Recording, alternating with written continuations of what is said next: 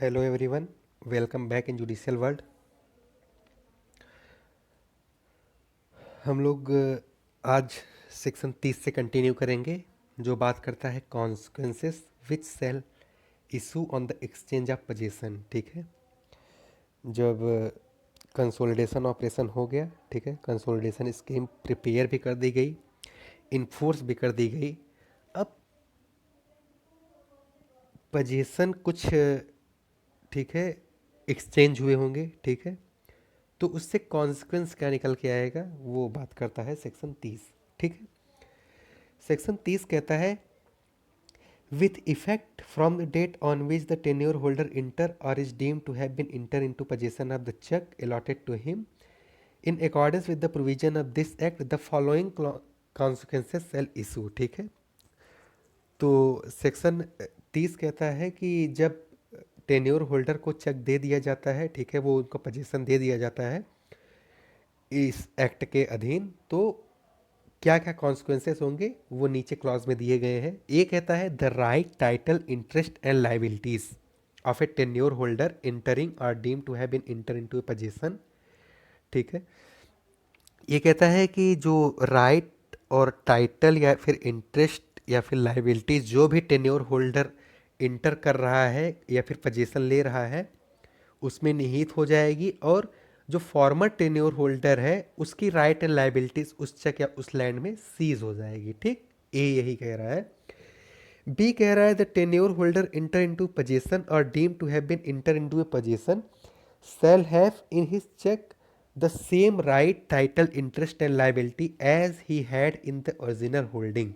ठीक है, ये कह रहा है कि जो कोई भी टेन्योर होल्डर जो इंटर कर रहा है उसकी जो नया उसको मिल रहा है पोजीशन उसमें वही राइट लाइबिलिटीज होंगी जो उसके पुराने चेक में थी।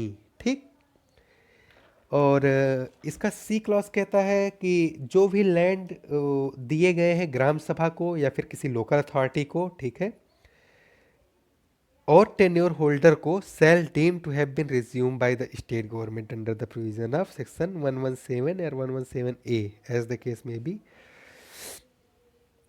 ठीक है, तो जो भी ग्राम सभा को दिए गए हैं वो अकॉर्डिंग टू सेक्शन 117 वो उसमें निहित हो जाएगी, या फिर जो भी टेन्योर होल्डर को दिए गए हैं वो उसमें निहित हो जाएगी। ठीक है,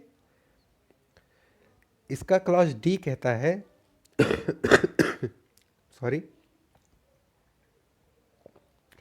इसका क्लॉज डी कहता है the right of the public as well as all individual in or over land including a chak following declaration made under section proviso second proviso of sub section 2 of section 19A shall seize.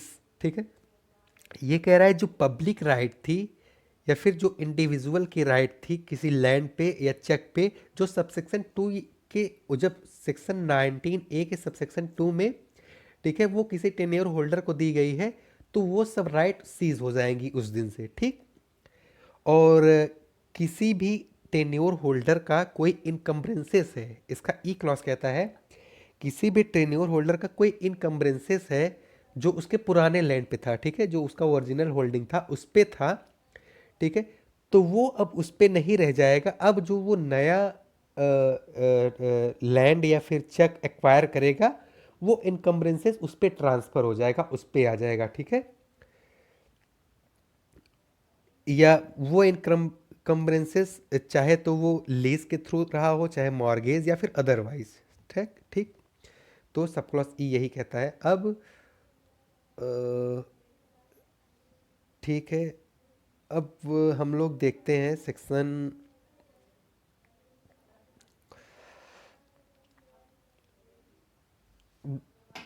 जितने भी important section थे लगभग लगभग अब वो सब complete हो चुके हैं। एक है सेक्शन 52, उसको भी हम लोग अब देख लेंगे।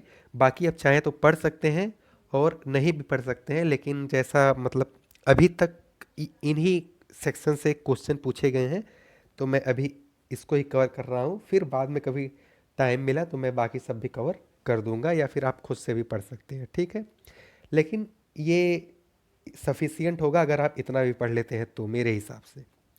ठीक है, सेक्शन 40 बात करता है proceeding before settlement officer consolidation या फिर consolidation officer and assistant consolidation officer to be a judicial proceeding. ठीक है, ये कह रहा है जो भी प्रोसीडिंग सेटलमेंट ऑफिसर के सामने हुई हो, ठीक है, या फिर कंसोलिडेशन ऑफिसर के सामने हुई हो, या फिर असिस्टेंट कंसोलिडेशन ऑफिसर के सामने हुई हो, वो सभी प्रोसीडिंग जुडिशियल प्रोसीडिंग समझी जाएंगी सेक्शन 40 के अंतर्गत।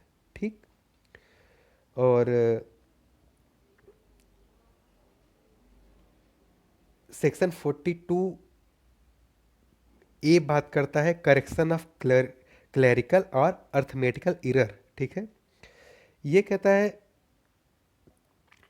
इफ द कंसोलिडेशन ऑफिसर और the settlement officer consolidation is satisfy that, अगर कंसोलिडेशन ऑफिसर या फिर सेटलमेंट ऑफिसर जो है वो सेटिस्फाई होता है कि एनी क्लरिकल या arithmetical error apparent on the face of the record exist in any document.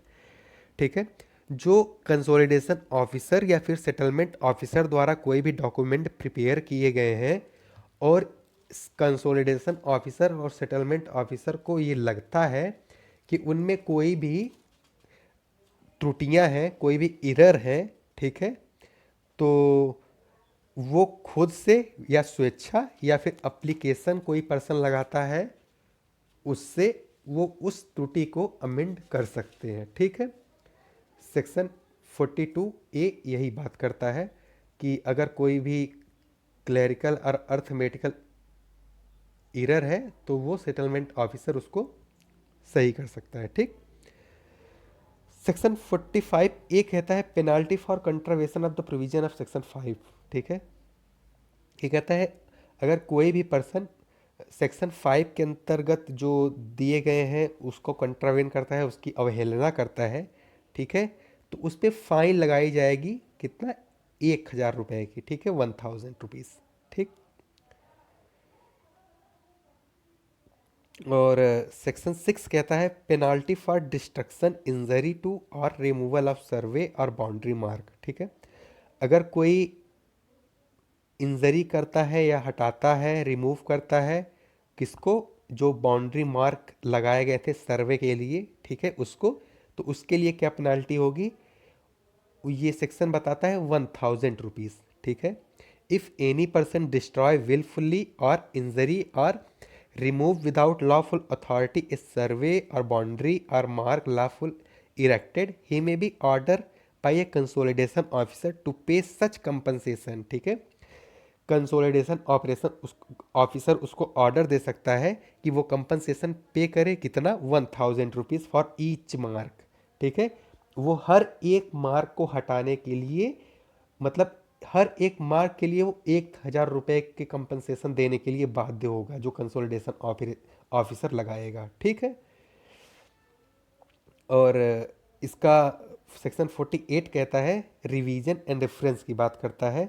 Revision कौन करेगा, डायरेक्टर ऑफ कंसोलिडेशन में call and for examine the record, वो मंगा सकता है और एग्जामिन कर सकता है रिकॉर्ड को।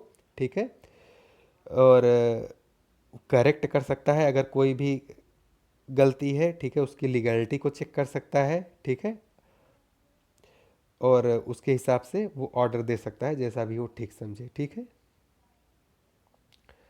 अब हम लोग देखते हैं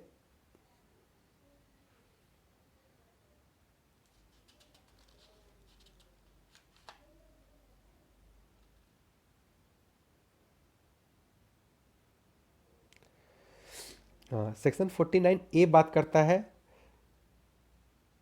कि कोई भी लीगल प्रोसीडिंग या कोई भी सूट जो भी इस एक्ट के अंदर गुड फेथ में किया गया है, ठीक है, उसके अगेंस्ट लाई नहीं जाएगी। ठीक है, कोई भी, मतलब जो प्रोटेक्शन ऑफिसर है, जो सर्विस प्रोवाइडर है, ठीक है, जो असिस्टेंट कंसोलिडेशन ऑपरेशन है, उन्होंने गुड फेथ में कुछ किया है तो उसके खिलाफ कोई भी लीगल प्रोसीडिंग नहीं होगी, कोई भी सूट नहीं लाई जाएगी। ठीक है, और सेक्शन 50 बात करता है एग्जम्पशन फ्रॉम कोर्ट फीस की। ठीक है,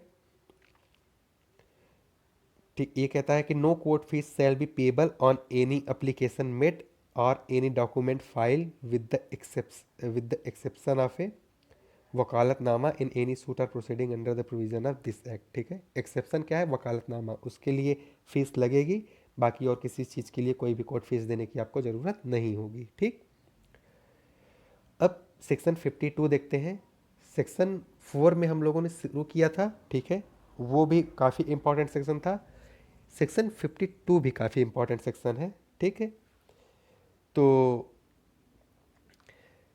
सेक्शन 4 में हम लोगों ने देखा था, वहाँ से इस एक्ट को अप्लाई किया गया था किसी भी एरिया में, ठीक है, बाय नोटिफिकेशन। स्टेट गवर्नमेंट अगर चाहे तो किसी भी एरिया में सेक्शन 4 के द्वारा वो इस एक्ट को अप्लाई कर सकती थी, ठीक। उसके बाद हम लोगों ने टाइटल को डिसाइड किया, ठीक है। उसके बाद अलग अलग टेन्योर होल्डर को हम लोगों ने चेक दिया, फिर उसको प्रोविजनल कंसोलिडेशन स्कीम बनाया, ठीक है। फिर प्रोविजनल कंसोलिडेशन स्कीम में कुछ जो ऑब्जेक्शन थे उसको अमेंड किया गया, फिर उसके अनुसार फिर उसको फाइनल किया गया, ठीक है। और भी कुछ मिसलेनियस सेक्शन थे उसको देखा गया। अब सब हो गया है, अब सब जितने कंपनसेशन देने थे सब हो गया है, जिसको जो अलॉट करना था सब मिल गया है, ठीक। तो अब सेक्शन 52 का रोल आता है, ये बात करता है क्लोज ऑफ कंसोलिडेशन ऑपरेशन, ठीक है। कंसोलिडेशन ऑपरेशन कैसे क्लोज किया जाएगा उसके बारे में बात करता है, ठीक। ये कहता है as soon as may be after a fresh map and record have been prepare, ठीक है। जब एक फ्रेश मैप बन जाता है या फिर रिकॉर्ड और रिकॉर्ड जो है वो सब प्रिपेयर कर लिए जाते हैं एकदम कंसोलिडेशन ऑपरेशन के हिसाब से, ठीक है, under subsection 1 of section 27, the state government shall issue a notification in the official gazette that the consolidation operation have been closed in the unit and the village or village farming a part of unit shall then cease to be under consolidation operation, ठीक है।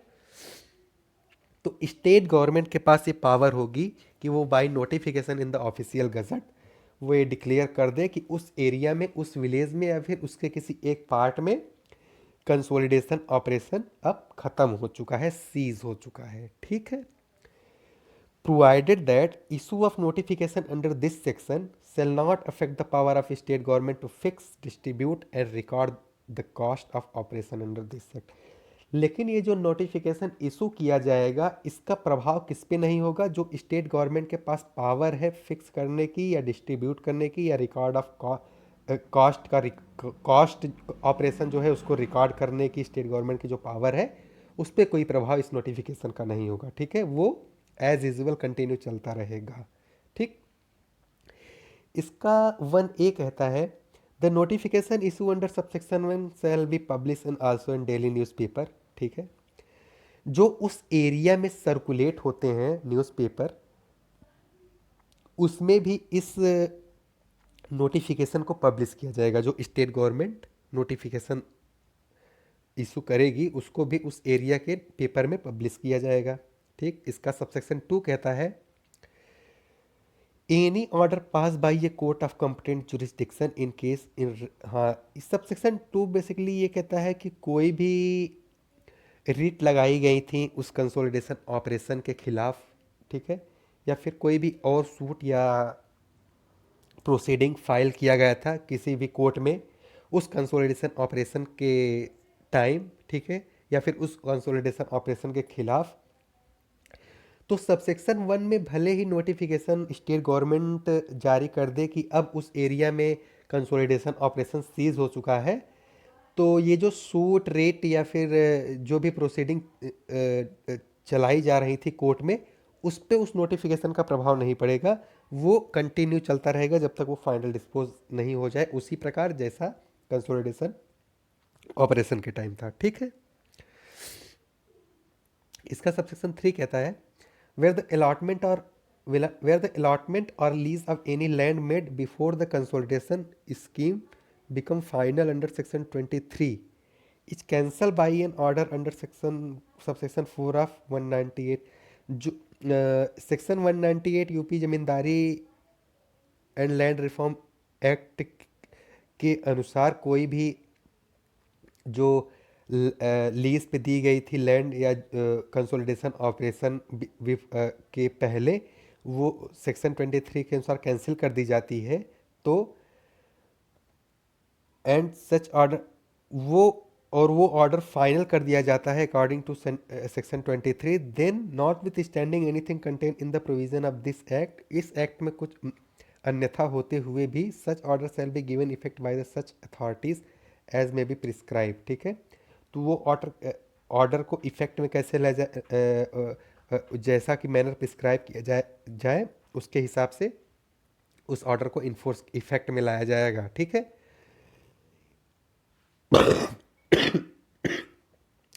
Sorry, and consolidation operation shall for that purpose be deem to have not close namely. ठीक है, और उस order के संबंध में consolidation operation का क्लोज हो जाना नहीं समझा जाएगा। ठीक है, उस ऑर्डर पे इसका प्रभाव नहीं पड़ेगा।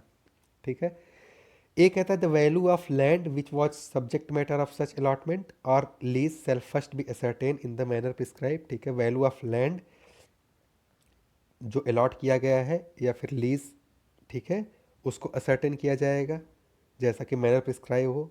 ठीक है, और value refer to in clause A shall be deducted from the total value of land allotted to the tenure holder concern during consolidation proceeding. ठीक है, और वो वैल्यू डिडक्ट कर लिया जाएगा जो टेन्योर होल्डर को अलॉट किया गया था ड्यूरिंग कंसोलिडेशन प्रोसीडिंग। ठीक है, the tenure holder shall be entitle during the consolidation proceeding the land equivalent in the valuation of the said land. ठीक है, तो टेन्योर होल्डर हकदार होगा वो उतना लैंड पाने के लिए जितना वैल्यूएशन उसका था। ठीक है, इसका सब क्लॉज सी कहता है। ठीक है, इसका सब क्लॉज सी कहता है कि जो भी चकबंदी कार्रवाई के दौरान खाते धारक, ठीक है, उक्त भूमि के मूल्यांकन के बराबर भूमि का हकदार होगा वो उसको दिया जाएगा। ठीक, ऐसे सेक्शन 52 कंप्लीट होता है। ठीक, और ये एक्ट भी कंप्लीट होता है, और कुछ सेक्शन हैं जो आप चाहे तो पढ़ सकते हैं और चाहे तो छोड़ भी सकते हैं, वो ऐसे बहुत ज़्यादा इम्पॉर्टेंट नहीं है। ठीक है, और यहाँ पे एक कंसोलिडेशन ऑफ होल्डिंग एक्ट 1953 का लेक्चर कंप्लीट होता है। ठीक, अगर आप लोगों को लेक्चर या वीडियो पसंद आया हो तो शेयर करें और चैनल को सब्सक्राइब भी करें। ठीक, थैंक यू सो मच।